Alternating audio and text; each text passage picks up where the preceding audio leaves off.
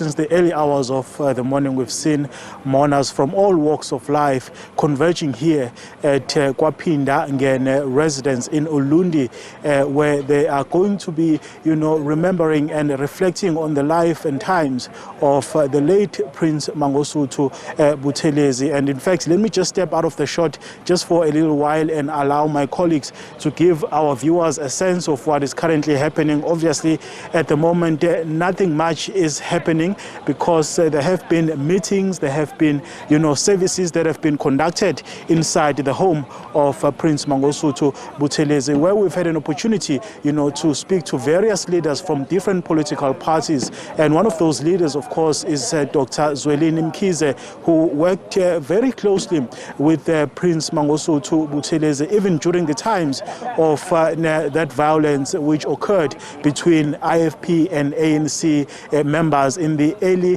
1980s and late 1990s. But of course, Lizel, I'm not alone in this production. I'm with my colleague Ayanda Mhlongo, who has been following through on the proceedings. Ayanda, thank you so much for your time. As always, second day of mourning, people continue to stream in. Just the sense of what you're getting from the people who are arriving here and their message as well.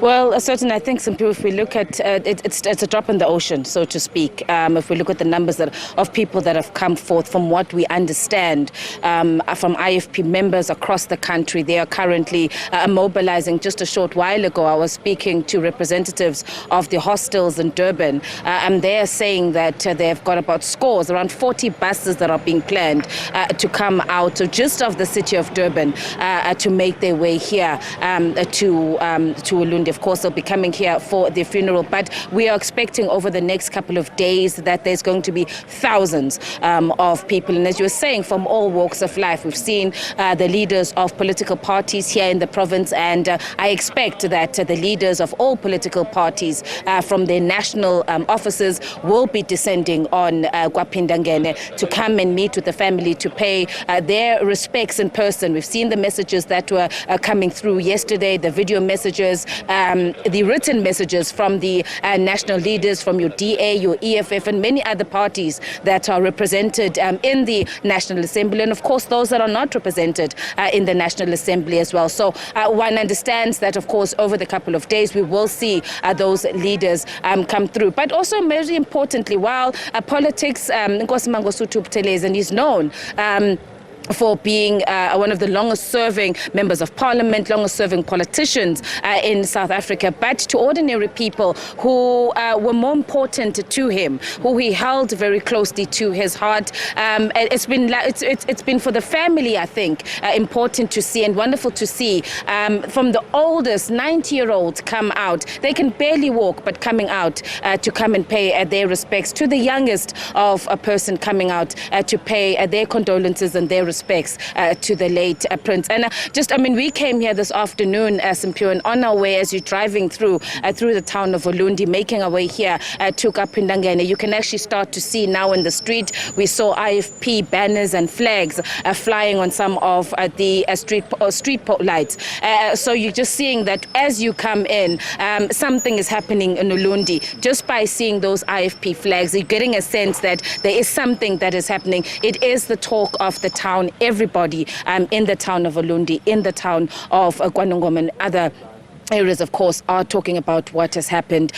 People devastated by the loss of Prince Mangosuthu Buthelezi. There are mixed views, though, Ayanda, when you look at the legacy of Prince Mangosuthu Buthelezi. You get those who, say he's being portrayed as a saint, while some say he was actually not a saint. Of course, this definitely was going to be. And from yesterday, we were saying that we will have to, while there were those, of course, that see him as a hero, that see him as a father, that see him as a pioneer, a giant, as they've said, there are those that have different views. To some, he was a hero, and to some, let us be honest, he might have been viewed as a villain. And so there are going to be different views across South Africa and in different parts, and especially here in different parts of KwaZulu-Natal, as you were mentioning in your conversation with the former Treasurer General of the ANC, Dr. Zweli Mkhize, about the history of the ANC and the IFP in KwaZulu-Natal. And I'm sure today, Simphiwe, if you go to areas in the south of KwaZulu-Natal, to your Shobane, where hundreds of people were massacred on Christmas Eve in 1995, you'll get a different story. If you go to some of your townships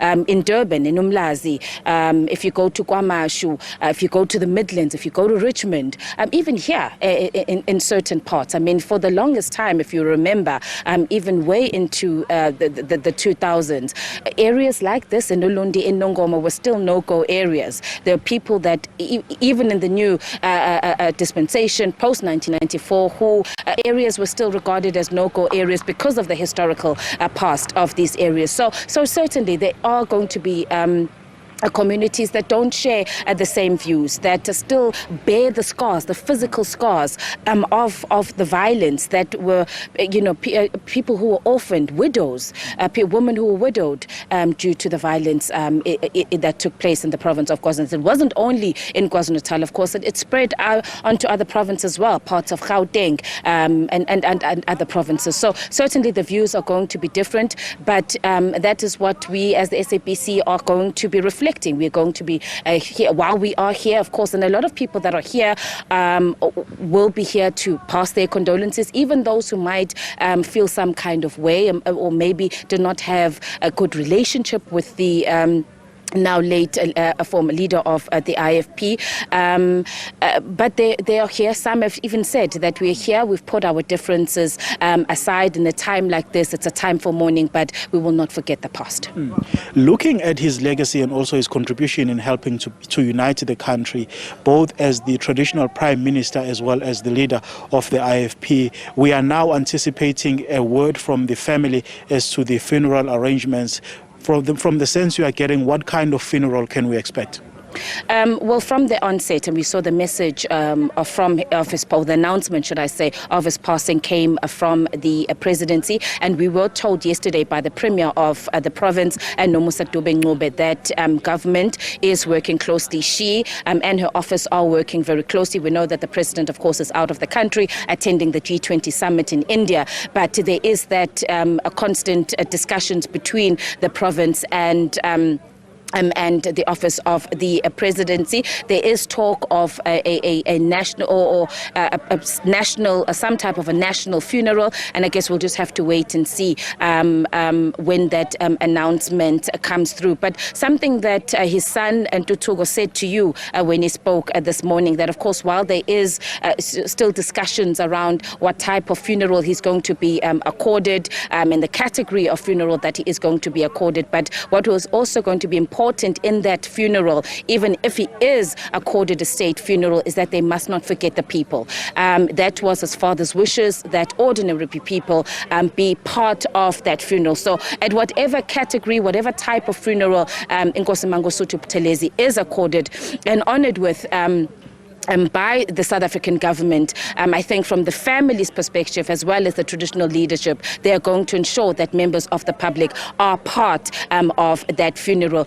We were told, and I think it has now been confirmed, Simphiwe, that the memorial service is now going to take place on Wednesday here in Ulundi, in A section Ulundi. But for now, that is all the information that we have been able to receive from the leaders of the IFP as we wait for the family and the party to then make that announcement in terms of the way forward. Also, of course, tomorrow we do know that, as you're speaking about the traditional leadership and its role, that the AmaZulu, the senior members of the AmaZulu royal family are going to be coming here to KwaPhindangene residence also to pay their condolences to the families. Of course, we know in accordance to tradition, I think a lot of people in South Africa are probably asking King Misuzulu, where is he? Is he going to be coming through as well to pay his condolences? And as we know, Simphiwe, that in accordance to Zulu culture and traditions, that the king does not attend a funeral or or so in that sense that His Majesty the King will possibly not be part of the funeral. Instead, he will send a delegation. So he will be sending a delegation tomorrow, and of course I'm sure the AmaZulu royal family will be represented at the memorial service and of course then at the funeral.